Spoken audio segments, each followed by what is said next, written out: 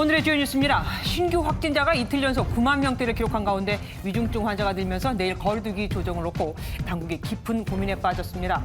재택 치료자도 30만 명을 넘으면서 일선 보건소와 병원 등 현장 의료진들의 업무 부담도 한계를 넘어섰습니다. 이재명 더불어민주당 대선 후보는 강북권을 돌며 재산세, 종부세 조정과 재개발, 재건축 규제 완화를 약속했고 코로나19로 빚을 지게 된 자영업자들에게 신용 대사면을 약속했습니다.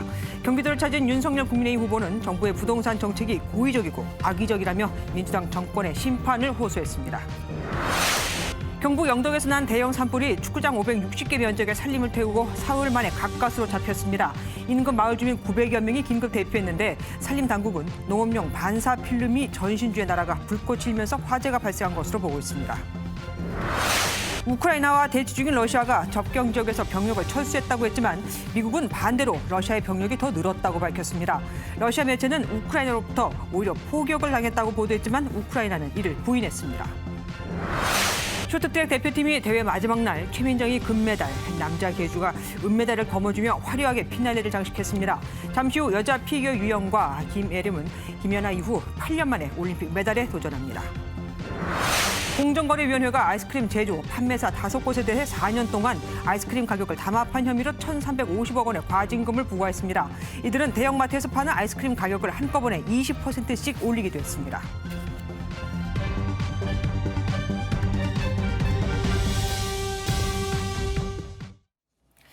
김부겸 국무총리가 지난달 1일 확진자 10에서 20만 명은 아주 비관적인 것이고 3만 명 정도에서 정점을 이룰 것이라고 했지만 이 예상은 보름 만에 깨졌죠.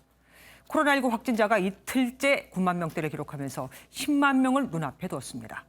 다음 달 초엔 하루 30만 명까지 확진자가 나올 수 있다는 전망도 있습니다. 때문에 내일 거리두기 조정안을 어떻게 할 것인가를 두고 당국이 고민에 빠졌습니다. 전문가들은 지금 방역을 완화해서는 안 된다. 자영업자들은 정부 조정안과 상관없이 24시간 영업을 강행하겠다며 맞서고 있거든요. 첫 소식 전남주 기자가 보도합니다. 어제에 이어 오늘 확진자도 9만 명을 넘어 9만 3,135명을 기록해 역대 최다입니다. 하루 검사 건수도 68만 건까지 늘었지만 아직 PCR 검사를 받지 않은 숨은 확진자까지 고려하면 이미 10만 명을 훌쩍 넘어선 것으로 예측됩니다. 이런 추세대로라면 다음 달 중순 하루 최대 36만 명의 확진자가 나올 것이라는 예측도 나왔습니다. 확진자 급증으로 위중증 환자도 나흘 연속 300명대를 넘는 등 불안한 모습을 보이고 있습니다. 오미크론 변이 치명률은 계절 독감의 2배 수준입니다. 또한 오미크론 변이의 빠른 확산으로 인하여 감염자가 증가할수록 중증 환자와 사망자의 수도 결국에는 증가하게 됩니다. 정부 예측을 뛰어넘는 확산세에 내일 발표될 사회적 거리두기 조정안에도 관심이 쏠립니다. 방역당국은 8일 밤 10시로 거리두기를 완화하는 쪽으로 방향을 잡고 있지만 반대 여론이 만만치 않습니다. 전문가들은 아직 오미크론이 정점에 이르지 않은 상황에서 거리두기 완화는 시기상조라는 지적입니다. 시기적으로는 굉장히 좋지 않은 시기이네요. 이 결정하기에는 불확실성이 너무 커서 이 유행의 규모가. 하지만 자영업자들의 반발은 갈수록 커지고 있습니다. 코로나 피해 자영업 총연대는 정부 조정안과 상관없이 하루 24시간 영업을 강행하겠다고 밝혔습니다. 매상 면에서는 약간 낫겠죠. 8명 예약이 들어와도 못 받으니까 안타깝고. 오늘 열린 일상회복지원위원회 회의에서는 이런 다양한 의견이 오간 것으로 알려졌습니다. MBN 뉴스 전남주입니다. 재택 치료자도 30만 명을 넘겼습니다. 확진 판정을 받고 재택 치료 중인 보건복지부 2차관조차 병원과 통화하기가 힘들다고 할 정도인데 당국은 여전히 재택 치료 체계가 빠르게 안정되고 있다고 설명할 뿐입니다. 쏟아지는 확진자와 재택 환자들로 의료진 중 과로 사내기까지 나오는 등 현장에선 그야말로 사투가 벌어지고 있습니다. 정태진 기자가 의료진들을 만났습니다. 예, 양성 문자 받으셨죠? 증상은 좀 어떠세요? 열나고 목이 좀 아프다? 재택치료자와 비대면 진료를 하고 있는 서울의 한 이비인후과입니다. 재택치료자가 30만 명을 넘어서면서 진료 대상자가 급증해 의료진들은 쉴 틈이 없습니다. 직원들은 검사하는데 지쳐 있고 전화는 전화대로 해야 되고 진료는 진료대로 해야 되는 상황이 되니까 사실 너무나 어렵습니다. 그리고 실제로 이비인후과 선생님들 중에서는 코로나에 감염돼서 또 운명을 달리하신 분들도 계시니까 그런 문제도 충분히 있을 거라고. 정부는 하루 10만 명씩 20일간 확진자가 발생해도 대응 여력이 있다고 밝혔지만 의료 현장은 그야말로 전쟁터입니다. 경기도 고양시의 한 호흡기 전담 클리닉 앞 하얀 국화가 놓여 있습니다. 코로나 진료 업무가 크게 늘면서 원장이 과로 추정으로 사망했습니다. 3년째 이어지고 있는 코로나 상황 속 쏟아지는 확진자와 날이 갈수록 늘어나는 검사 행렬에 현장 의료진들은 탈진 직전까지 왔습니다. 보건소 직원과 간호 인력들도 상황은 마찬가지입니다. 매번 바뀌고 하니까 저희도 되게 어려운 게 사실 많거든요. 날씨도 춥고 민원인들도 오랫동안 기다리시고 하다 보니까 진짜 밥 교대할 시간도 없이 힘들게 많이 버티면서 그래도 지금 확진자가 너무 늘어나고 재택에서 대기하시는 분들이 많기 때문에 환자분들한테 항상 저희들이 최선을 다하도록 노력할 거고 누군가 알아주지 않아도 의료진들은 환자 곁에서 자리를 지키고 있습니다. MBN 뉴스 정태진입니다. 이젠 일반인의 경우 동네 호흡기 전담 클리닉과 선별진료소에 가서 자가키트 검사 결과 양성이 나와야만 PCR 검사를 받을 수 있죠. 그런데 자가검사 키트에 가짜 음성 사례가 속출하면서 이를 믿지 못하겠다. 자비로라도 PCR 검사를 받겠다는 분들이 늘고 있습니다. 여기서 확진이 나오면 정부가 검사비를 다 환불해 준다니 그 수요는 점점 더 많아질 겁니다. 이상은 기자가 보도합니다. 한 30대 남성은 최근 자가검사 키트에서 여러 차례 음성이 나왔는데 쉽게 PCR 검사를 받지 못했습니다. 몇 차례 시도 끝에 PCR 검사를 받았고 그 결과 양성이었습니다. 자가진단했는데 또 음성이 나왔어요. 아무래도 계속 몸도 안 좋고 목도 너무 아프고 그래가지고 다음날 찜 판정이 나오더라고요. 일부 병의원에선 이상 증상을 호소해도 신속 항원 검사에서 음성이 나왔다는 이유로 PCR 검사는 물론 의사 소견서도 써주지 않아 애를 태우는 일도 발생하고 있습니다. 이처럼 몸으론 증상을 느끼지만 자가검사 키트에선 음성이 나오는 사례가 발생하면서 자비로라도 PCR 검사를 받으려는 사람들이 늘고 있습니다. 선별진료소에서 내가 해도 솔직히 깊게 들어갔는지도 모르겠고 믿을 수가 없잖아요. 고위험군이나 의사 소견서를 가지고 PCR 검사를 받으면 무료지만 자기 부담으로 받으면 10만 원에서 12만 원을 내야 합니다. 만만치 않은 금액인데 정부가 자비 부담으로 PCR 검사를 받아 양성이 나오면 검사비를 전액 환불해 주기로 하자 검사자가 몰리고 있습니다.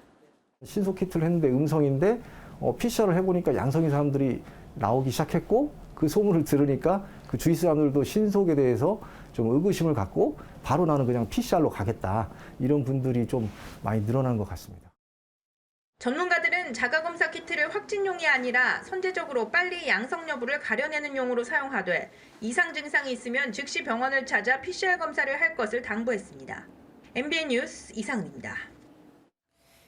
이재명 더불어민주당 대선 후보가 진보의 금기를 깨겠다. 부동산을 대대적으로 공급하고 세금을 완화하며 재개발, 재건축을 활성화하겠다고 밝혔습니다. 안 그래도 민주당 이름을 내세우지 않고 유세를 다니는데 실용주의를 연일 강조하며 경제를 살리는 데 집중하겠다는 뜻으로 보입니다. 이현재 기자가 보도합니다.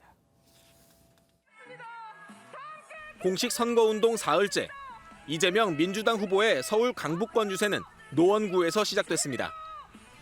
노후 아파트 단지가 몰려있는 노원구에서 진보의 금기를 깨겠다고 말한 이 후보는 수요 억제에 초점이 맞춰져 있던 이전 진보 정부들의 부동산 정책을 바꾸겠다고 주장했습니다.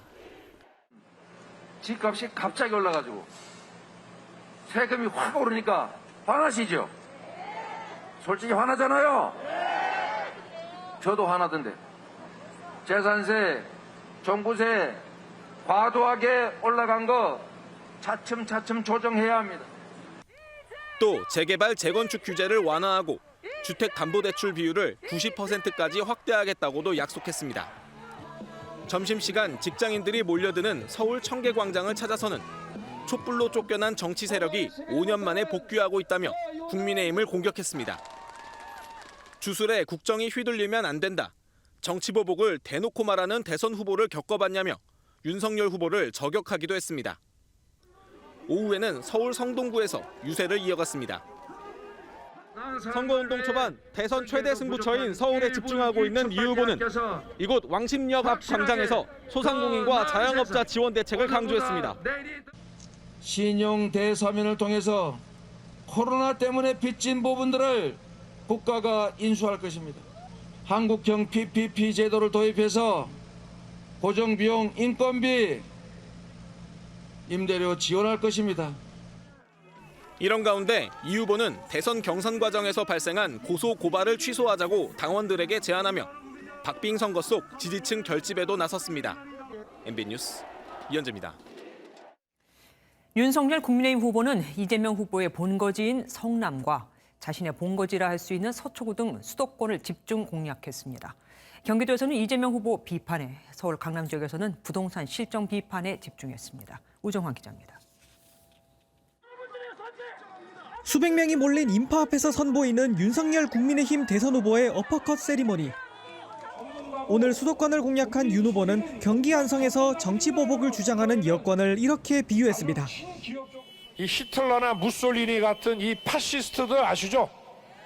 이 사람들이 뒤집어 씌우는 거는 세계 최고입니다. 파시스트들, 그하고 또 비슷한 공산주의자들, 이런 사람들이 하는 수법입니다, 이게.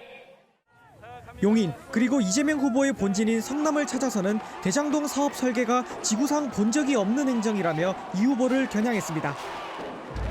경기도 유세 내내 윤석열 후보는 가는 곳마다 이재명 후보를 향한 강도 높은 비판 메시지에 집중했습니다.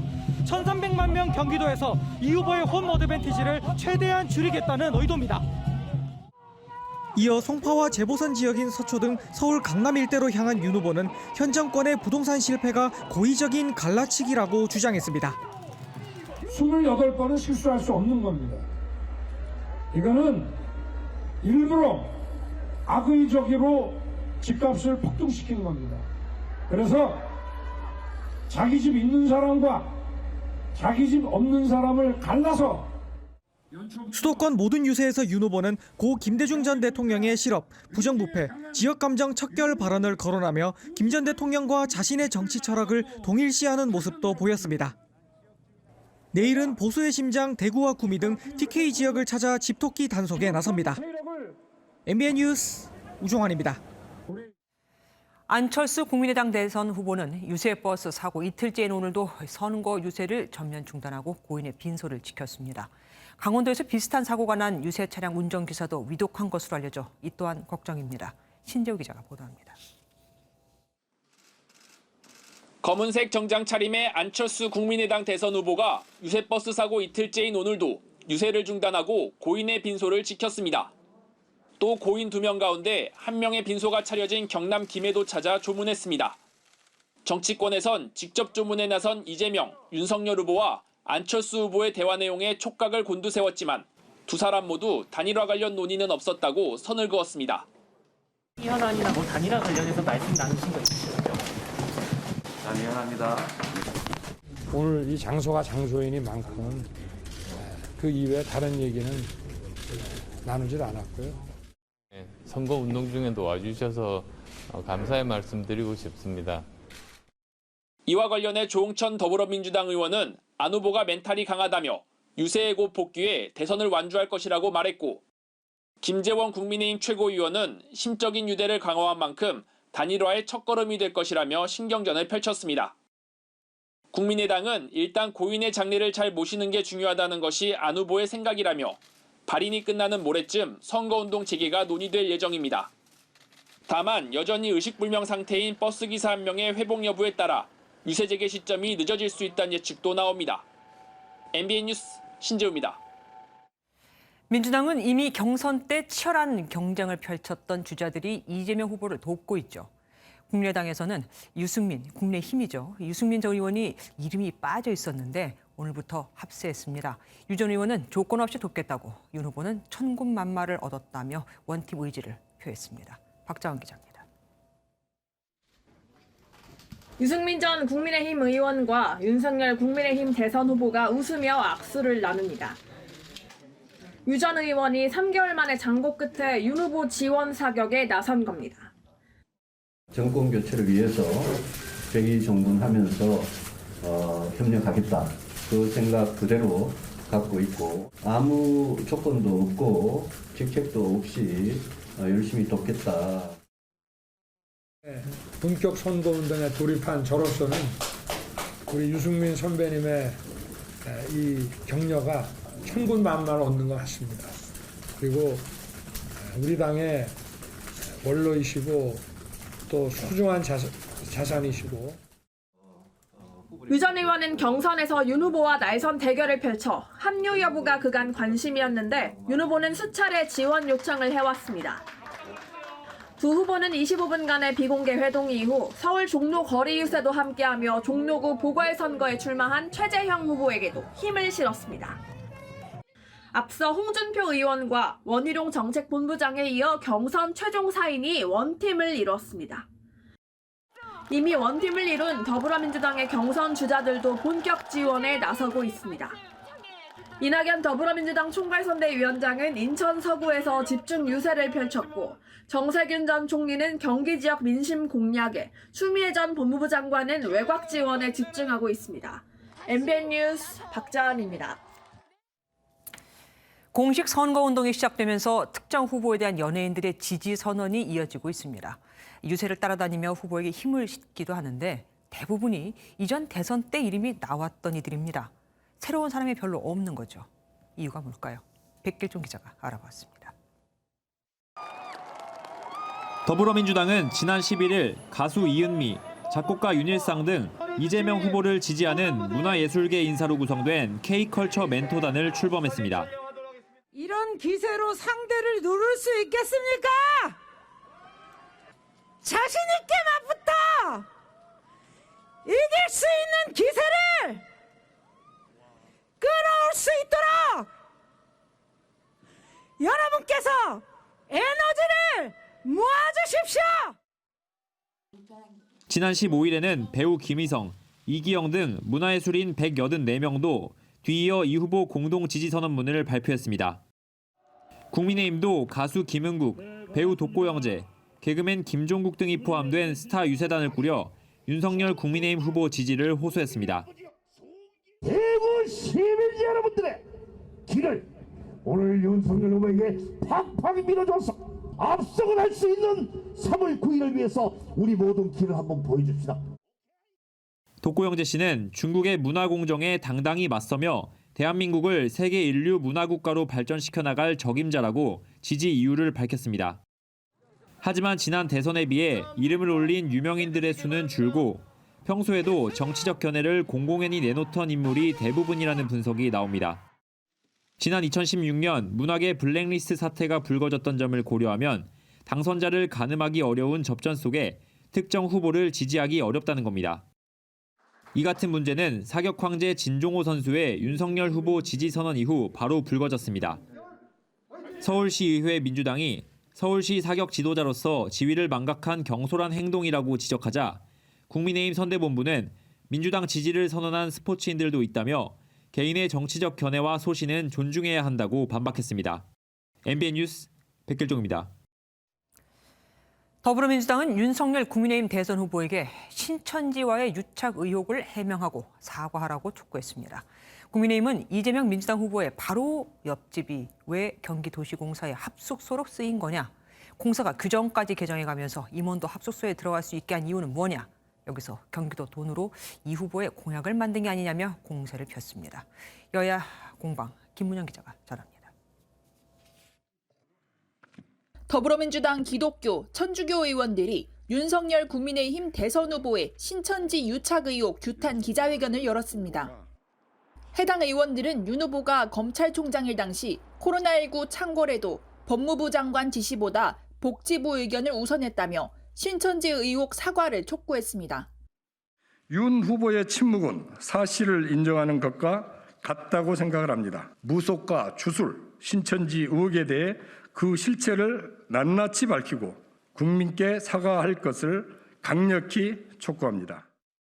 국민의힘은 이재명 민주당 후보의 아파트 옆집이 경기주택도시공사의 합숙소로 사용됐고 공사 사장도 쓸 수 있도록 규정을 바꾼 뒤 불법으로 대선을 준비했다는 의혹을 제기했습니다. 국민의힘은 법인카드로 초밥 10인분 등을 주문한 것은 합숙소의 인력과 나눠먹기 위한 조직적 횡령이었을 가능성도 있다고 지적했습니다. 지금 국민들은 초밥 10인분이 어디로 갔는지 5급 공무원 배 씨가 말했던 기생충이 과연 누구인지 궁금해하고 있습니다. 이재명 후보가 관여한 조직적 횡령 범죄라는 민주당은 해당 공사의 직원 합숙소가 100개가 넘고 선대 조직을 분당해둘 이유가 없다며 법적 책임을 물을 거라 밝혔습니다. MBN 뉴스 김문영입니다. 대선 후보 지지율을 살펴보는 오늘의 여론 시간입니다. 올해 처음으로 전국 지표조사에서 윤석열 국민의힘 후보가 이재명 더불어민주당 후보를 오차 범위 밖에서 앞서는 것으로 나타났습니다. 선한빛 기자가 보도합니다. 엠브레인 퍼블릭 등 4개 업체가 실시한 전국 지표조사 결과 윤석열 국민의힘 후보가 이재명 더불어민주당 후보를 오차 범위 밖에서 앞섰습니다. 대선 후보 지지도는 이재명 31%, 윤석열 40%, 심상정 2%, 안철수 8%로 나타났습니다. 일주일 전 조사에선 동률이었지만 이 후보가 4%포인트 하락하고 윤 후보는 5%포인트 상승하며 두 후보의 격차는 9%포인트로 벌어졌습니다. 올해 들어 전국 지표조사에선 이 후보가 윤 후보를 줄곧 근소한 차이로 앞서왔는데 윤 후보에게 처음으로 역전을 허용한 겁니다. 연령대별로 보면 40대와 50대를 제외하곤 모든 연령대에서 윤 후보가 이 후보를 앞섰습니다. 특히 18에서 29세에서 이재명 14%, 윤석열 32%를 나타낸 점은 청년층에 공을 들여온 이 후보 입장에선 뼈아픈 대목입니다.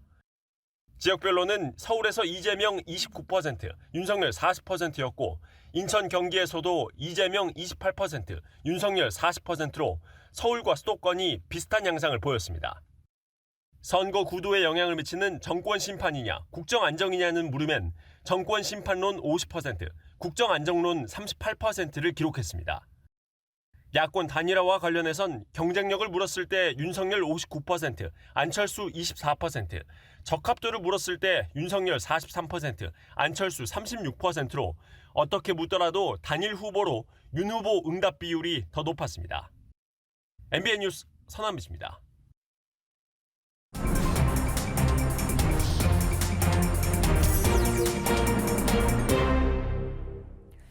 오늘 있었던 정치권 뒷얘기 들어보는 정치톡톡 시간입니다. 정치부 원주희 기자와 함께합니다. 어서 오십시오. 공식 선거운동이 시작된 지 벌써 이제 사흘이 됐습니다. 그런데 양당 선대위에서 구설수 주의령이 내려졌더라고요. 원래 지금 막 말을 많이 해야 될 때 아닙니까? 그렇습니다. 어제 그 국민의힘 의원실의 한 비서관이 여성 신체를 무단 촬영한 혐의로 입건된 사실이 알려졌는데요. 네네. 민주당은 해당 비서관이 윤석열 후보 메시지 담당이었던 점을 문제 삼으며 맘껏 찍으려고 여가부 폐지를 주장했냐 이렇게 비판했습니다. 그 한 줄 공약을 썼던 바로 그 사람이죠. 그렇습니다. 네. 또 정책본부 소속의 이한상 고려대 교수는 민주당 유세 차량 전복 사고를 두고 저쪽은 서서히 침몰한다라고 썼다가 결국 사퇴했는데요. 고영세 선대본부장은 오늘 강하게 경고했습니다. 남은 선거운동 기간 구설수가 없도록 더욱 몸가짐, 언행에 주의해 주시기를 당부드립니다. 저는 대선 승리를 위해서라면 수족을 잘라내는 역할도 마다하지 않을 것입니다. 가까운 사람의 실수도 용서하지 않겠다. 이렇게 들립니다. 이재명 선대위도 우상호 선대위원장이 강력히 경고를 했던데요. 그렇습니다. 민주당도 이경 선대위 대변인이 윤 후보 배우자 김건희 씨의 외모를 평가하는 발언으로 논란이 됐었잖아요. 라디오에서. 예. 그렇습니다. 그래서 우상호 총괄선대본부장이 당내 공지에서 방송 패널, SNS 활동 등에서 지나친 언사로 논란이 생기고 있어 매우 뼈아프다라고 밝혔습니다. 우리 당의 대변인들에게도 지나친 언사, 억지 부리지 마라 이런 공개 경고를 내린 바 있는데 아무래도 대선 지지율이 초박빙인 상황인 만큼 조그만 실수와 추문도 후보에게 큰 타격을 입힐 수 있다. 양당이 모두 이런 위기감을 갖고 있는 것 같습니다. 예, 그러니까 말 한마디가 선거판을 뒤흔들 수 있다 이거네요. 윤석열 후보 어제에 이어서 오늘도 방역수칙 위반 논란에 휩싸였습니다. 네, 그제 공식 선거운동 첫날 화제가 됐던 어퍼컷 세리머니 모습을 다시 한번 보시면요. 다른 사람들은 지금 보시죠. 모두 마스크를 쓰고 있는데 그러게요. 윤 후보 혼자 마스크를 벗고 예. 있습니다. 이재명 후보는 어제 유세에서 이 부분을 직접 지적하기도 했었는데요. 수없이 지적하는데도 왜 자꾸 마스크 벗어서 당연히 제가 누구라고는 얘기하지 않겠습니다만 한 시민단체가 지금까지의 노마스크 유세에 대해서는 방역 수칙 위반으로 신고한 상태입니다. 실제로 방역 지침 어떻게 돼 있습니까? 네, 현행 방역 지침상 원활한 공무 수행이나 얼굴을 보여야 하는 공연일 경우에 과태료 부과 예외 상황으로 인정받을 수 있습니다. 그래서 권영세 선대본부장은 여당의 비판에 대해서 방역 실패 책임까지도 윤 후보에게 돌리는 뻔뻔스러움이라고 반박했는데요. 네. 윤 후보는 오늘 여당의 비판을 의식해서인지 유세 연설을 하는 동안에는 마스크를 벗었다가 발언이 끝나면 다시 마스크를 쓰고 마스크를 쓴 버전의 어퍼컷 세리머니도 보여준 바 있습니다. 그리고 한 가지 또 특이한 게 있더라고요. 다른 당 후보들은 다들 자기 자당 색깔 옷을 입고 유세를 하던데 네. 이재명 후보는 아니었어요. 그렇습니다. 오늘 이재명 후보의 유세 모습을 보시면요. 파란색 목도리를 하고 있긴 한데 네. 점퍼 대신 검은색 코트를 입고 있습니다. 그렇네요. 다른 후보들이 저마다 당 상징 색깔 점퍼를 활용하는 것과는 대조적인데요. 현재 정권 교체 여론이 50% 안팎으로 높게 나오는 만큼 당을 드러내기보다는 통합과 안정을 꾀하는 거 아니냐 이런 분석이 나오고요. 실제 이 후보는 연일 이 같은 메시지를 직접 내고 있습니다. 박정희 정책이든 김대중 정책이든 가리지 말고 왼쪽 오른쪽 보수 진보 가릴 것 없이 이번 대선은 배우자가 사라진 유례없는 참 그런 대선이라고 얘기 나오지 않습니까? 그런데 윤석열 후보의 부인 김건희 씨가 이번에는 봉은사에 나타났어요. 네, 오늘 오전 11시쯤인데요. 김 씨가 봉은사를 찾아서 주지 스님인 원명 스님 등과 1시간가량 차담회를 가졌다고 합니다. 네. 불교 신문사 주관인 오심 스님이 주선한 자리로 알려져 있는데 김 씨와 오랜 개인적 인연이 있다고 하고요. 김 씨는 지난 14일에는 극동방송 이사장인 김장환 목사와도 만났는데요. 선대본 관계자는 김 씨가 개인적으로 종교계 인사를 만나는 일정이 더 있을 수도 있다 이렇게 밝혔습니다. 다만 선대본 차원의 공식적인 일정은 정해지지 않았다라는 입장이고요. 이른바 무속 논란에 대한 비판을 무마시키고 공식적인 활동을 위한 사전 행보가 아닌가 이런 풀이가 나옵니다. 그러면 이제 양강이잖아요. 이재명 후보의 부인 김혜경 씨는 어떻습니까? 네, 김혜경 씨는 비공개로 호남 지원 유세를 나서는 방안을 검토했다가 취소한 적이 있는데요. 어제 그랬죠. 네, 과잉 의전 논란과 관련해서 현재 제보자 A 씨가 추가 의혹을 계속 제기하고 있는 상황이기 때문에 당장 외부 일정을 잡기는 쉽지는 않아 보이고요. 네. 김혜경 씨나 김건희 씨 모두 향후 여론의 추이를 좀 보면서 활동 재개 여부를 정할 것으로 보입니다. 네, 여기까지 듣겠습니다. 정치부 원주희 기자와 함께했습니다. 고맙습니다. 경북 영덕에서 난 산불은 축구장 560개 면적을 잿더미로 만들고 36시간 만에 꺼졌습니다. 마을 주민 900여 명이 긴급 대피했는데 산림당국은 농업용 반사 필름 탓에 불이 난 것으로 보고 있습니다. 과수원 등에선 일조량을 높이려고 바닥에 반사 필름을 깔아놓거든요. 심우영 기자가 보도합니다. 희뿌연 연기로 뒤덮인 골짜기 사이로 시뻘건 불꽃이 보입니다. 수킬로미터까지 띠를 이룬 하염은 초속 12m의 강풍을 타고 산 아래쪽 민가를 위협합니다. 진화 헬기가 쉴 새 없이 물을 쏟아붓지만 거센 불길은 잡히지 않습니다. 장비를 맨 채 호스를 끌고 산을 오른 진화대원이 방어선을 유지하며 잔불을 끕니다. 호스를 가지고 불을 껐으면 더 빨리 더 깨끗하게 불이 잘 꺼질 것 같습니다. 황급히 몸만 빠져나온 주민 900여 명은 뜬 눈으로 밤을 보냈습니다. 그 걱정해서 되지만 뭐 순경이랑 막 하면 뭐 동네 뭐 들어서지도 못하고 하고 이래가지고 여기 와가 가보지도 못하고 이랬어요. 지금 제가 있는 마을 뒤편으로 희뿌연 연기가 다가오고 있는데요. 소방당국은 만일의 사태에 대비해 마을마다 소방차를 배치했습니다. 산림당국은 대응 3단계를 발령하고 인접 시도에 소방 인력과 장비까지 끌어왔습니다. 헬기 40대가 동원되고 특수진화대 등 2,400여 명이 진화에 총력을 기울인 불은 36시간 만에 잡혔습니다. 진화 헬기 40대를 투입한 것은 최근 10년 내 유일한 일입니다. 그만큼 이번 산불 진화가 쉽지 않은 조건이었습니다. 이 산불로 축구장 560개 크기인 400헥타르가 잿더미로 변했습니다. 산림당국은 바람에 날아간 은박지 같은 농업용 반사필름이 전신주에 닿아 불꽃이 튀면서 불이 난 것으로 보고 있습니다. MBN 뉴스 심우영입니다. 우크라이나와 대치 중인 러시아가 접경 지역에서 병력을 철수했다고 주장하면서 이제는 좀 긴장을 놔도 되나 싶었는데 미국이 아니다. 오히려 러시아 병력이 7천 명이나 더 늘었다고 밝혔습니다. 뿐만 아니라 러시아 매체가 우크라이나가 친러시아 반군을 공격했다고 주장하고 나섰습니다. 지난 크림반도 사태 때처럼 또 러시아가 침공을 위한 빌미를 만드는 걸까요? 이동훈 기자가 보도합니다. 러시아 매체들은 17일 새벽 4시 30분 우크라이나군이 친러시아 반군이 있는 루간스크주에 박격포와 수류탄 등으로 4차례 공격을 감행했다고 보도했습니다. 우크라이나 동부 도네츠크, 루간스크가 속한 돈바스 지역은 친러시아 반군이 통제하고 있는 곳입니다. 러시아 매체들은 이어 우크라이나군의 포격에 러시아군이 응사했다고 전했는데 우크라이나는 포격 자체를 부인하고 있습니다. 이번 포격에 대해 당사국인 우크라이나나 서방 주요 매체들은 일절 보도하지 않아 앞서 미국이 가능성을 언급했던 자작극이라는 분석도 나옵니다. 러시아가 우크라이나를 공격하기 위한 명분을 만들려 한다는 겁니다. 러시아 국방부는 접경 지역에서 훈련을 마친 군병력을 철수하고 있다며 이틀째 증거 자료를 제시했습니다.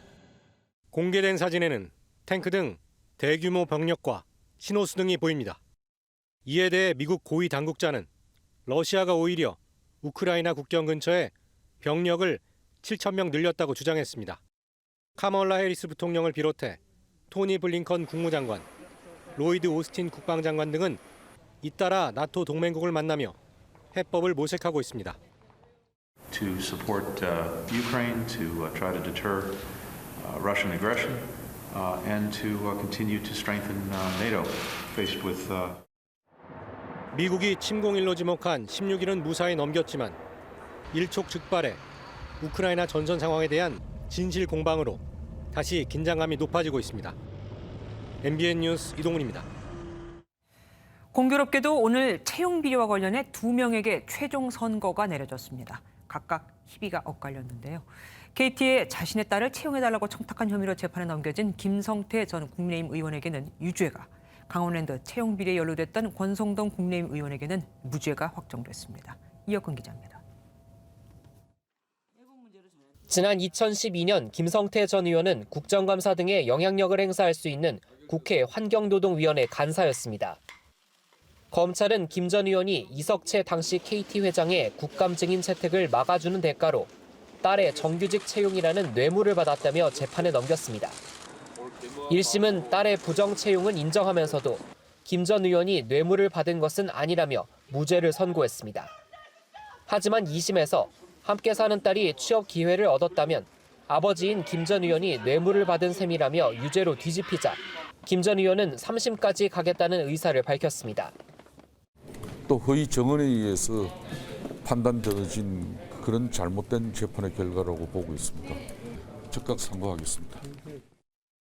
대법원은 2심의 유죄 판단이 잘못된 부분이 없다며 징역 1년에 집행유예 2년을 그대로 확정했습니다. 비슷한 시기 채용 비리에 연루됐던 국민의힘 권성동 의원의 3심도 열렸습니다. 권 의원은 지난 2012년과 이듬해 강원랜드 교육생 채용 과정에서 지인 11명을 부정 채용하게 한 혐의로 재판에 넘겨졌습니다. 최응집 전 강원랜드 사장으로부터 감사원 감사 무마 청탁을 받고 자신의 비서관을 강원랜드에 채용하게 한 혐의도 받았습니다. 앞서 1, 2심은 혐의가 충분히 입증되지 않았다며 무죄를 선고했고 대법원도 이를 확정하면서 권 의원은 수사 시작 6년 만에 혐의를 벗었습니다. MBN 뉴스 이혁근입니다. 모터 전문 기업 계양전기에서 회사 돈 245억 원을 횡령한 혐의를 받는 재무팀 직원이 어젯밤 자택에서 긴급 체포됐습니다. 이미 계양전기는 주식 거래도 중단됐죠. 이 직원은 구매 장부를 조작하고 은행 장부에 맞춰서 재무제표를 꾸미는 수법으로 돈을 빼돌렸습니다. 김종민 기자입니다. 경찰은 어젯밤 9시 20분쯤 서울 관악구에 있는 오피스텔에서 계양전기 재무팀 직원 김모 씨를 긴급 체포했습니다. 김 씨는 지난 2016년부터 최근까지 회사 장부를 조작하는 방법으로 회사 돈 245억 원을 빼돌린 혐의를 받고 있습니다. 경찰은 김 씨를 상대로 횡령 경위와 정확한 행력 액수를 조사한 뒤 구속영장을 신청할 방침입니다. 또 김 씨의 계좌를 동결해 횡령금을 추적하는 한편 계양전기를 압수수색해 범행 관련 자료를 확보할 방침입니다. 계양전기는 지난 15일 김 씨의 횡령 혐의를 포착하고 경찰에 고소장을 제출했습니다. 회계법인의 감사 과정에서 회사 장부상 잔고와 은행 잔고가 달라 김 씨를 추궁하자 245억 원을 횡령했다고 털어놓은 겁니다. 이제 245억 원이고, 다 이제 뭐 도박이라든가 주식이라든가 비트코인에다가 투자를 했다, 썼다, 이제 그렇게 된 거죠. 다 썼다고 했어요. 횡령 사건이 불거진 뒤 계양전기의 주식 거래는 정지된 상황입니다. 한국거래소는 다음 달 10일까지 계양전기가 기업심사위원회 심의 대상에 해당하는지 결정할 예정입니다. MBN 뉴스 김종민입니다.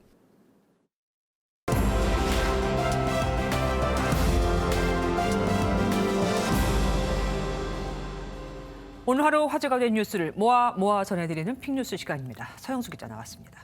어서 오십시오. 첫 번째 보겠습니다. 광명성절.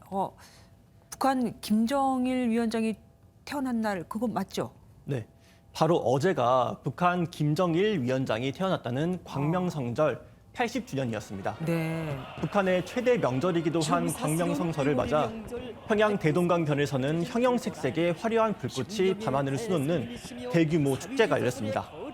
수천 명의 주민들이 광장에서 춤을 추고 일부 북한 주재 대사원들까지 참석했는데 전날 삼지연시 행사에는 나타났던 김정은 위원장의 모습은 보이지 않았습니다. 우리는 보통 사람이 죽으면은 그 제사 날을 기린다고 하죠. 근데 북한에서는 돌아가신 분도 이렇게 태어난 날을 기리네요. 어쨌든 북한이 이날 대규모 열병식이나 무력 도발을 할 거라는 예상이 있었는데 안 했습니다. 네, 당초 이제 북한이 올해 들어서만 7차례나 미사일을 발사하는 등 무력 도발을 이어왔는데요.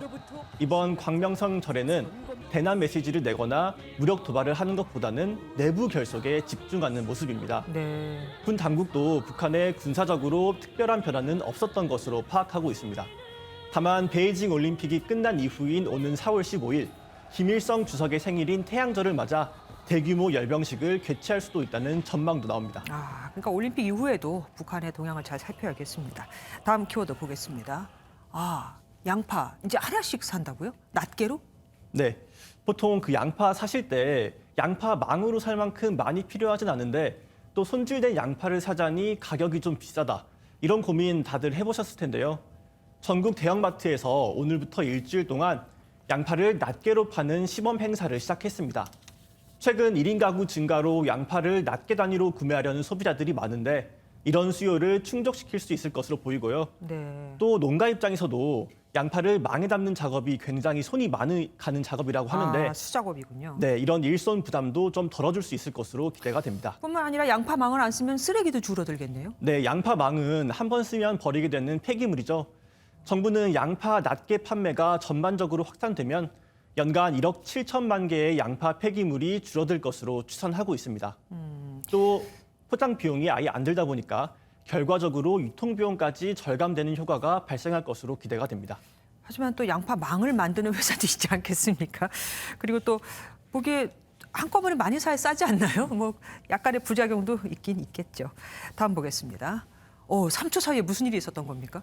네, 인도에서 있었던 아찔한 사고 소식입니다. 한 남성이 오토바이를 타고 건널목을 지나려는 순간 열차가 빠르게 다가와 오토바이를 치고 지나갑니다. 천만다행으로 이 남성은 오토바이를 버리고 몸을 던져서 큰 사고는 피했는데 박살난 오토바이 파편에 맞아 부상을 입긴 했지만 다행히 생명에는 지장이 없다고 합니다. 예, 다행이긴 한데 차단기 같은 안전장치는 없었습니까? 운이 좋아 망정이지 정말 말 그대로 죽을 뻔한 거잖아요. 네, 말씀하신 것처럼 차단기가 없는 건널목에서 오토바이 운전자가 전방만 주시하다 벌어진 사고인데요. 우리나라에서는 신호기나 차단기가 설치되어 있지 않은 건널목을 찾아보기가 힘든데 반해 좀 인프라가 열악한 인도에서는 아직 이런 곳이 많은 게 현실입니다. 네. 그 결과 인도 전역에서 매년 10,000건이 넘는 열차 사고가 일어나고 있다고 합니다. 예, 국민들의 안전을 위해서는 저런 기본적인 인프라부터 구축을 해놔야겠습니다. 다음 키워드 보겠습니다.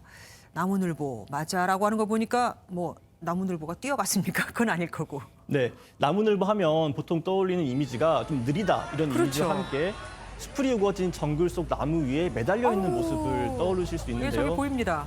네, 그런데 콜롬비아의 한 시골 마을에서 나무가 아닌 전선에 매달려 있는 나무늘보 한 마리가 발견됐습니다. 전선이 끊어질 수도 있고 또 감전 위험도 있다 보니까 마을 주민들이 전기회사에 도움을 요청해 구출 작전이 시작됐습니다. 그래서 어떻게 됐습니까? 구출했습니까? 네, 처음에는 나무늘보가 겁을 먹어서인지 사람의 손길을 계속 피했는데요. 긴 빗자루까지 동원한 끝에 20분 만에 나무늘보를 구출하는 데 성공했습니다. 네. 주민들은 나무늘보의 건강 상태를 확인한 뒤에 무사히 자연으로 돌려보냈다고 합니다. 나무늘보와 전선은 어울리지 않는 조합이죠. 원래 서식지에서 잘 보냈으면 좋겠습니다. 마지막 보겠습니다. 구치소 대신 텐트. 나무늘보와 전선만큼 어울리지 않는 게 또 구치소와 텐트 아니겠습니까? 이건 무슨 일입니까? 네, 최근 400명이 넘는 집단 감염이 발생한 서울 동부구치소에서 추가 확산을 막기 위한 임시 수용시설로 1인용 텐트가 설치됐습니다. 예. 확진된 수용자를 독방에 격리할 공간이 부족하다 보니까 구치소 내 체육관에 이렇게 1인용 텐트를 설치해서 비교적 전염성이 적은 수용자를 격리시킨 건데요. 수용자들이 텐트에서도 원활히 지낼 수 있도록 온풍기나 냉장고, 샤워 시설 같은 편의 시설까지 함께 마련했다고 합니다. 예, 그러니까 일종의 독방처럼 독 텐트를 만들어 준 거네요. 어서 구치소 내 확산이 멈췄으면 좋겠습니다. 여기까지 듣겠습니다. 빅뉴스 서영수 기자와 함께했습니다. 고맙습니다. 5학년 아들이 학교 폭력으로 신고를 당하자 엄마가 학교를 찾아가 교실에서 여교사의 목을 조르고 폭행했습니다. 이미 수년간 학교 폭력을 행해 학부모와 학생들로부터 탄원서까지 받은 아들인데 말이죠. 이 엄마는 고발을 당했지만 선생님도 이를 지켜보고 있던 아이들도 충격을 받았습니다. 노승환 기자가 보도합니다.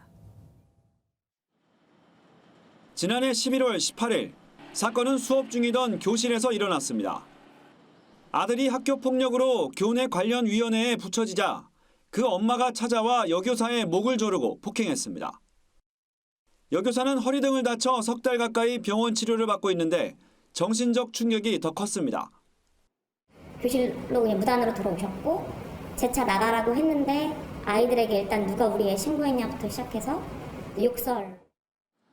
이 학교에선 폭행한 엄마의 아들로부터 몇몇 학생들이 지속적으로 폭력을 당했다고 호소했고 피해 학생 부모들이 줄줄이 탄원서까지 내왔습니다. 여교사는 교사가 무방비로 폭행당하는 걸 지켜본 아이들이 더 걱정이라고 말했습니다. 아이들에게 너무 미안했고 저도 굉장히 조직 인생에 있어서 다시 선생님을 할 수 있을까 이런 상태로. 인천시 교육청은 해당 사안이 무겁다고 보고 개청 이래 처음으로 폭력을 가한 학부모를 경찰에 고발했습니다. 경찰은 교사를 폭행한 엄마를 상해와 업무방해, 아동복지법 위반 등 모두 5가지 혐의로 입건해 수사를 벌이고 있습니다. MBN 뉴스 노승환입니다. 브라질 페트로폴리스에서 폭우로 산사태가 발생해 최소 94명이 숨졌습니다. 3시간 동안 258mm 한꺼번에 한 달치 비가 쏟아져 버린 건데 도로가 침수돼 구조 작업을 하러 가지도 못합니다. 전민숙 기자가 보도합니다. 산이 정상부터 무너져 내리면서 흙더미가 마을을 휩쓸었습니다. 일부 주택과 주민들은 그대로 파묻혔고 생존자들은 울음을 터뜨리며 서로 얼싸안습니다. 구조된 개는 주인이 파묻힌 자리를 떠나지 못합니다. 현지 시간 15일 브라질 페트로폴리스에서 폭우에 이은 산사태가 일어나 최소 94명이 목숨을 잃었습니다. 기초가 약한 산 중턱의 판잣집들이 연쇄적으로 무너진 탓에 인명피해가 더욱 컸습니다. Onde eu olhei para cima e vi as casas caindo, tipo uma avalanche, mas desceu tudo de uma vez só. Foi coisa assim absurda. Eu nunca imaginei que fosse ver um troço desse na minha vida. 이날 페트로폴리스엔 3시간 동안 무려 258mm의 비가 쏟아져 내렸는데 지난 한 달 강우량에 맞먹습니다. 시 당국은 비상사태를 선포하고 연방정부에 도움을 청했지만 악천후가 계속돼 구조 작업에 난항을 겪고 있습니다. Onde tinha senhor vivo preso no estômago. Tiraram ele estava vivo. Tiraram ele só hoje de manhã. Aí já estava morto. Não adiantou mais. Tiraram ele hoje, era quase 9h da manhã. 브라질에선 지난 12월부터 폭우로 인한 피해가 계속되고 있는데 지난달 남동부 상파울루주에서도 산사태로 최소 28명이 숨졌습니다. 리우데자네이루주에서는 지난 2011년 폭우로 900여 명이 숨진 이래 가장 큰 피해를 받고 다른 주들에서도 인명피해가 보고되고 있습니다. 전문가들은 지구온난화로 따뜻해진 대기가 물을 많이 머금게 되면서 폭우가 늘고 있다고 분석했습니다. MBN 뉴스 전민석입니다.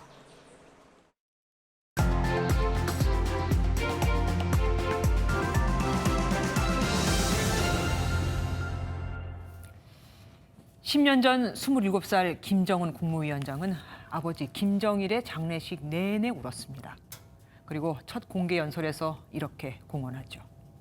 우리 인민이 다시는 허리띠를 조이지 않게 하며 사회주의 부귀영화를 마음껏 누리게 하자는 것이 우리 당의 확고한 결심입니다. 그해 김 위원장은 부인 리설주와 공식 석상에 나타났고 미키마우스와 미국 영화 로키의 주제가가 음악회에 등장하기도 했습니다. 그래서 김정은 시대는 과거와 다를 것이라는 관측이 나왔죠. 그리고 10년이 지났습니다. 그동안 경제 성적표는 어떻게 됐을까요? 북한의 교역액은 10년 전 63억 달러에서 재작년 8.6억 달러로 급감했습니다. 2019년 하노이에서도 김 위원장은 빈손으로 돌아갔죠. Dealing with Kim Jong-un, we had a walk. He wasn't ready for a deal. That's okay, because we get along great. He wasn't ready. I told him, you're not ready for a deal. That's the first time anybody has ever... 이젠 90년대 100만 명의 아사자를 냈던 고난의 행군 시절 못지않다는 얘기마저 들립니다. 그런데 김 위원장은 지난주 초호화 요트에서 휴가를 보냈습니다. 길이만 80m라는 이 요트엔 수상 놀이터인 이중 나선형 워터 슬라이드와 올림픽 경기장 규격의 수영장까지 있죠. 김 총비서는 원산에 최소 3척의 또 다른 호화 요트도 갖고 있습니다. 또 수억 원대의 명품 시계를 즐겨 착용하는 것으로도 유명하죠. 게다가 김 위원장은 핵무기에 돈을 아끼지 않고 있죠. 북한이 지난달 발사한 미사일에만 최대 780억 원이 투입된 것으로 추정됩니다. 이건 국제 쌀 기준가로 쌀을 약 15만 톤 살 수 있는 돈. 10,000톤만 있어도 북한 인구 전체가 하루를 먹을 수 있습니다. 탈북 시인 장진성은 시 내 딸을 100원에 팝니다에서 그는 어머니였다. 딸을 판 100원으로 밀가루빵 사들고 어둥지둥 달려와 이별하는 딸의 입에 넣어주며 용서해라, 통곡했다고 북한의 삶을 되새겼습니다. 사람이 먼저다. 핵무기, 호화요트보다 인민의 삶이 먼저인 북한은 우리 언제쯤 볼 수 있을까요? 김주하의 그런데 북한 주민은 굶주리는데 였습니다.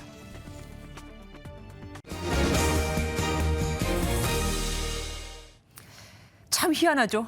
다른 건 다 값이 다른데 롯데, 빙그레, 혜태 할 것 없이 상표가 달라도 아이스크림 값은 다 거기서 거기입니다. 알고 보니 지난 4년간 서로 담합을 해왔던 것으로 드러났습니다. 반값 할인을 해도 업체들은 남길 만큼 남긴다는 세간의 얘기가 사실인 듯 싶습니다. 박기영 기자가 보도합니다. 서울의 한 아이스크림 할인점. 시중 가격의 절반에 파는데 상표는 달라도 바형 아이스크림은 400원, 콜류는 800원으로 가격이 같습니다. 인근 다른 곳도 모두 종류별로 가격이 책정돼 있고 제조업체와는 별 관계가 없었습니다. 이 아이스크림들은 각각 다른 제조사의 제품이지만 소매점에 들어올 땐 똑같은 가격으로 납품됩니다. 빙과류 시장의 85%를 점유하고 있는 주요 아이스크림 제조업체들이 가격 담합을 했기 때문입니다. 제품별로 거의 차이 없어요. 다 거의 비슷비슷하게 높은 거지. 이들은 소매점 입점 경쟁을 서로 금지하고 판매 가격을 사전에 조율해 가격 하락을 막는 등 위법 행위가 적발됐습니다. 이런 담합 기간은 2016년부터 4년이 넘습니다. 공정거래위원회는 롯데 계열 3개사와 빙그레, 혜태 등 5개 빙과류 제조업체 등의 과징금 1,350억 원을 부과하고 이 중 빙그레와 롯데푸드 두 곳은 검찰에 고발했습니다. 2007년 가격 담합 제재에도 불구하고 재차 발생한 담합에 대해 거액의 과징금 부과 및 검찰 고발 조치함으로써 일부 제조업체는 처벌 수위가 너무 높다며 법리 등을 검토해 대응하겠다는 입장입니다. MBN 뉴스 박규원입니다. 미국에서 이르면 다음 주 마스크 의무화와 백신 패스를 해제하는 방역 완화 방침에 나올 것으로 알려졌습니다. 디즈니랜드에서는 이미 마스크를 벗고 놀이기구를 탈 수 있을 정도라고 하네요. 워싱턴에서 최중락 특파원이 전해왔습니다. 지난달 14일 80만 명을 넘어섰던 미국의 일주일간 하루 평균 코로나19 확진자 수는 14만여 명으로 뚝 떨어졌습니다. 오미크론 정점에서 5분의 1 이상 하락으로 가파르게 상승했지만 급격히 떨어진 모습입니다. That is a 97% drop just since January 7th. This is only February. I mean, that is an amazing drop. I don't think we could have foreseen that. We prayed for it. We hoped it would happen. 하루 평균 입원 환자도 16만 명까지 올라갔다가 절반 가까운 8만 5천여 명으로 줄었고 사망자는 2천 명이 넘지만 감소세로 돌아섰습니다. 이 같은 추세에 디즈니랜드와 최대 유통업체인 월마트와 아마존도 마스크 의무화 조치를 해제했습니다. 수도인 워싱턴 DC는 15일부터 사업장 내 백신 패스와 마스크 의무를 해제했고 대부분 주정부로 확산하는 분위기입니다. 이런 흐름에 발맞춰 미 질병통제예방센터 CDC도 이르면 다음 주에 마스크 지침을 완화할 것으로 알려졌습니다. If and when we update our guidance, we will communicate that clearly, and it will be based on the data and the science. 물론 우려는 여전히 남아 있습니다.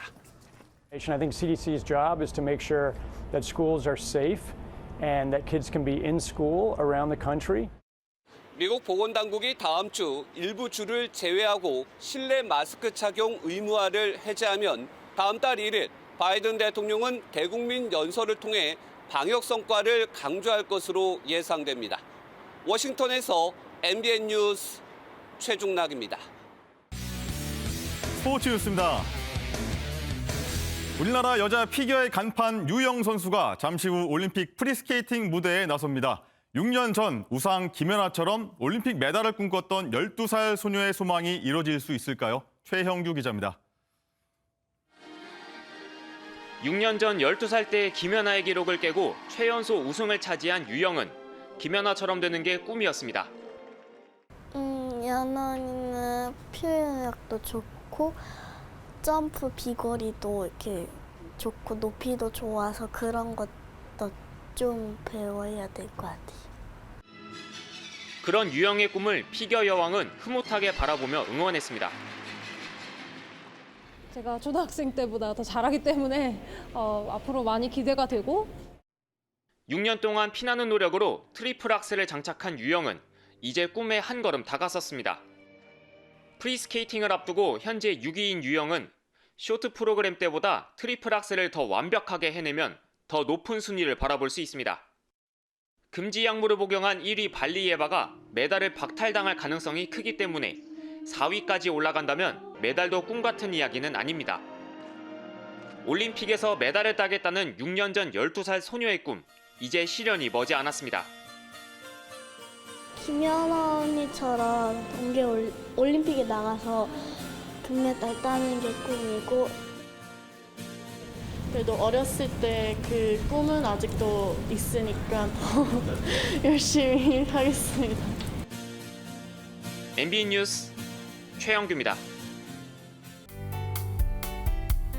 늦겨울 매서운 한파가 좀처럼 누그러질 것 같지 않습니다. 오늘 서울의 아침 기온은 영하 10도를 밑돌며 꽁꽁 싸맨 옷소매 사이로도 찬바람이 스며드는 듯 했는데요.